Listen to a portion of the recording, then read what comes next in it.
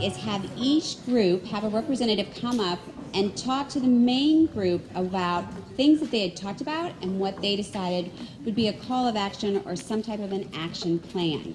Okay? So we're going to start with the red group. Who is going to speak for the red group? Okay.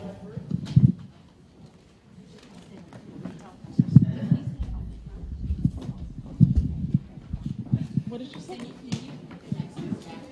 Oh, lucky me. Okay. So the two barriers that we chose to focus on were economics and support systems.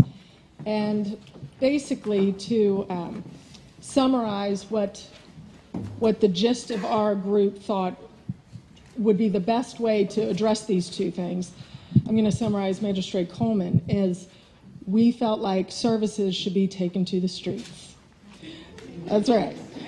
So, for example, we have one building for JFS, maybe have some more buildings out in the suburbs and out in different areas so people in different areas of the city don't have to go downtown, but they can go somewhere closer to where they live.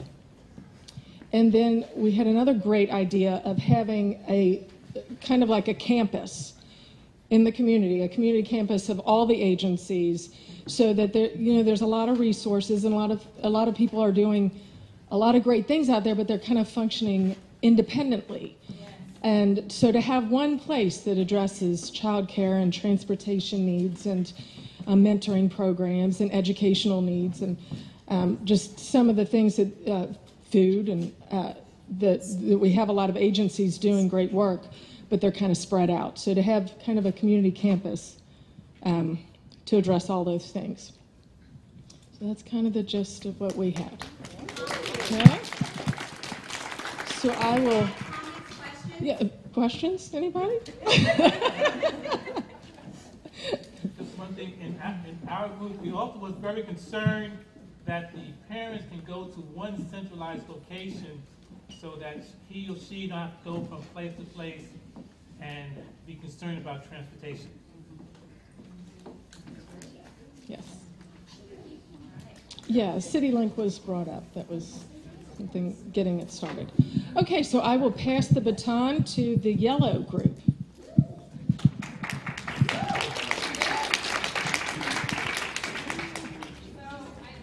Oh, here's the microphone.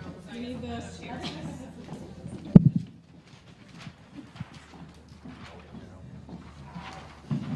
So we took a blended approach, and we used all three strategies.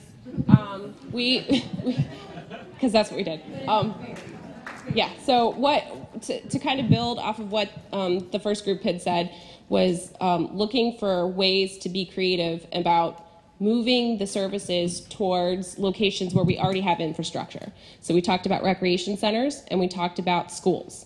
So to partner on that, to build on what was already said, looking to maybe move some of the visitation that occurs, community-based visitation that FNC already monitors, see if we can try to focus those visits towards meeting at the schools after school. And then seeing, depending on what the needs are, seeing if we can build in some mentoring and some tutoring into that as well. So if you've got a 2-hour visitation after school, you can maybe spend 30 minutes out on the playground playing with the kids, and then spend an hour working on homework and tutoring and things like that, and then another half hour just hanging out and having family time. But by moving to putting, using the resources that are already there and moving them into the recreation centers and into the schools, what we're doing is really kind of streamlining the case planning process and working those services so that we're going to get to resolutions faster. So hopefully it's reunification, but if all the resources are being pulled towards an area that's more accessible, hopefully that would it would decrease the amount of time that the case needs to stay open, so that you would be able to, instead of going once a week out to Beach Acres for 8 weeks to do parenting classes, maybe we could condense that into you go twice a week to the community center to do it. And so that would go from 8 weeks to 4 weeks, as an example.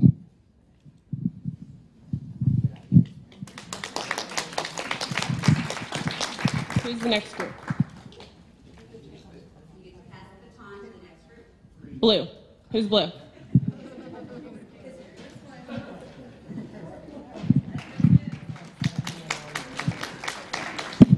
I'm so excited that group picked a hybrid because our group was talking about that as well. But we went with the collective impact group. There were some of our barriers, and we kind of focused it on poverty as being the #1 barrier, but we couldn't actually solve that. But education, the road to getting out of poverty is education, so we looked at a couple different things. And our action steps included trying to develop a clearinghouse of resource for databases, like she just talked about, tutoring and things like that, that people can access, that parents can access. Developing some more resources in our community for parenting classes. We figured out that maybe Beach Acres has the biggest game in town, and we need to spread that around a little bit more and diversify it, not just for infants and toddlers, but for teenagers and kids with ADHD, kids with mental health, kids with autism, and things like that. And then we also want to be sure that we ask families what they want and what they need, because we can't do this jumping into the community from what you guys said. You can't go in there and just do it. We need to have the community know what the community needs. And then we also realized that perhaps we are the infrastructure, the courts, JFS, Lighthouse, ProKids. We are the infrastructure. And so we have a couple things already going on, that Kids in School rules and the collaboration for education success. And perhaps we need to look at those two models and increase them a little bit more, expand them, maybe use those models to do mental health or do parenting classes to kind of have point people that can help people access those resources. So that's all we had. Blue group, did I do a good job? Did you? All right, thank you. That was yellow, green.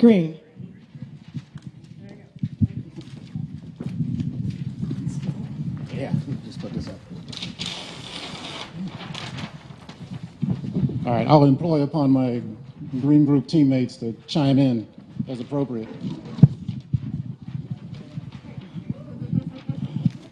One page, we're simple. Obviously, we came up with the two critical barriers, obviously poverty being one, and the second was family structure dysfunction, which is one that we feel we need to tackle. And within those, we talked about how do we fix it. It's everything from improving employment opportunities, which focuses on some training in the training centers. You heard about the other centers here in town, utilizing the centers.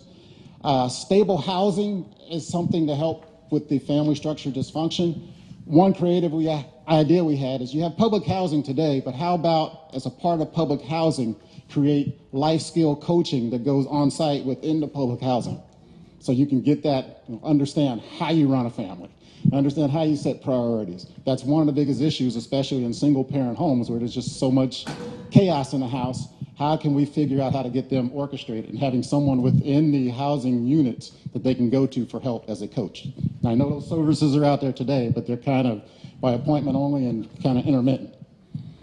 Transportation, we talked about, as we do the two-generational strategy, which is what we came up with, how do we provide services for the parents as well as the kids? One of the challenges we've had with the parents is just transportation, right? We can get the kids on the transportation today and get them to appointments, but what about the parents? How about something, a Uber-like type transportation service for the parents, where they can call in and say, pick me up here, take me there, and they drop them off at community centers, drop them off at CityLink or some of the other places where they can take their courses. Everyone kind of talked about this. We had create a booklet of available services because there's a plethora of services all over the city, and no one person in this room knows everything.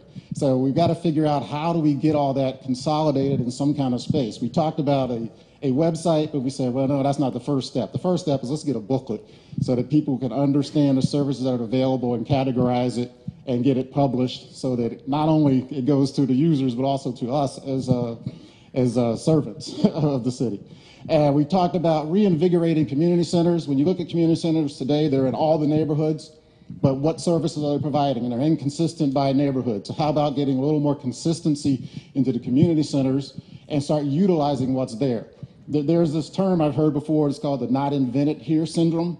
We've got to get out of that because there's a lot of services out there that are duplicate services.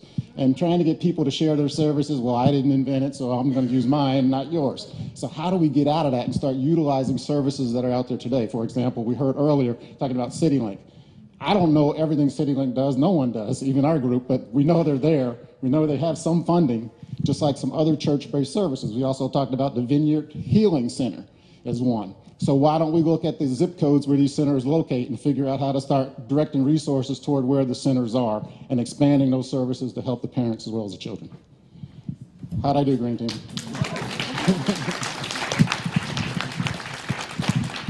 Who's next? What's left? Yellow?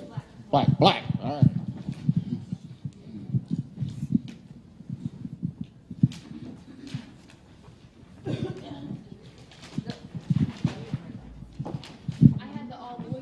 We didn't talk a lot. We just talked a lot.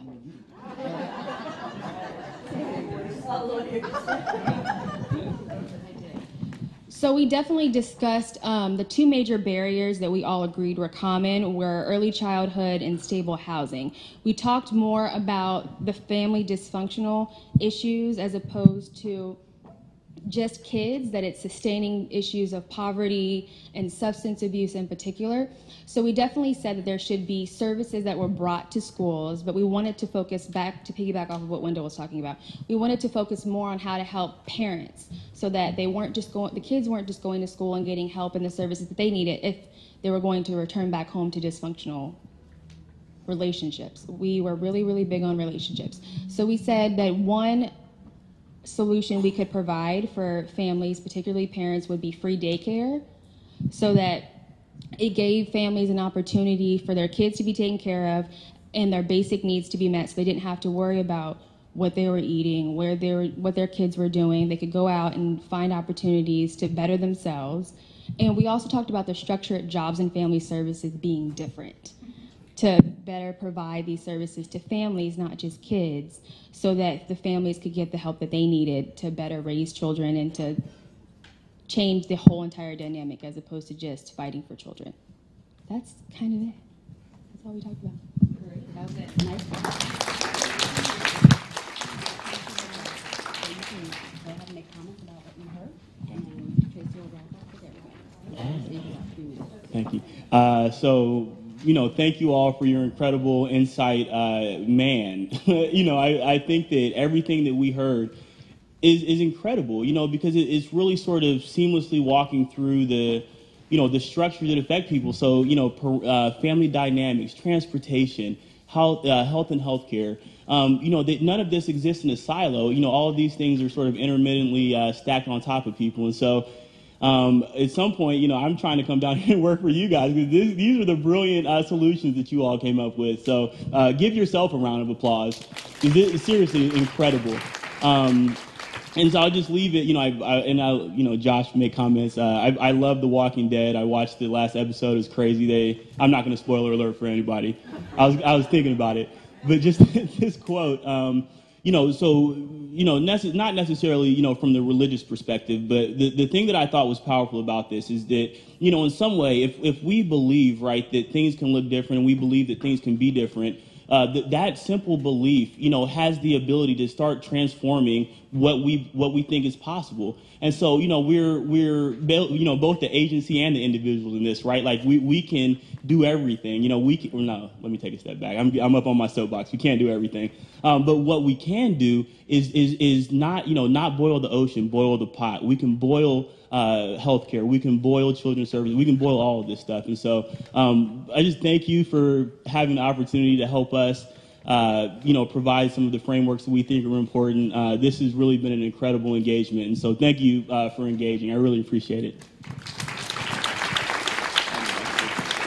You guys want to hear from Josh at the end? Well, that's hard to follow up with, but I do appreciate everyone coming out today and fully engaging, because this is some difficult stuff that we're talking about, and it requires not only for us to critique the systems around us, but be introspective and look at ourselves. So, and when I walked around and I heard every single group really engaging but providing different perspectives, I thought that was a beautiful thing. And I really, I want to have these kind of conversations in Columbus and in Cleveland and all around Ohio, because I really feel like a lot of good stuff is going to come out of this. So thank you again for having us. And I don't know, where is, we got to pass it on to someone else, right? Who's next?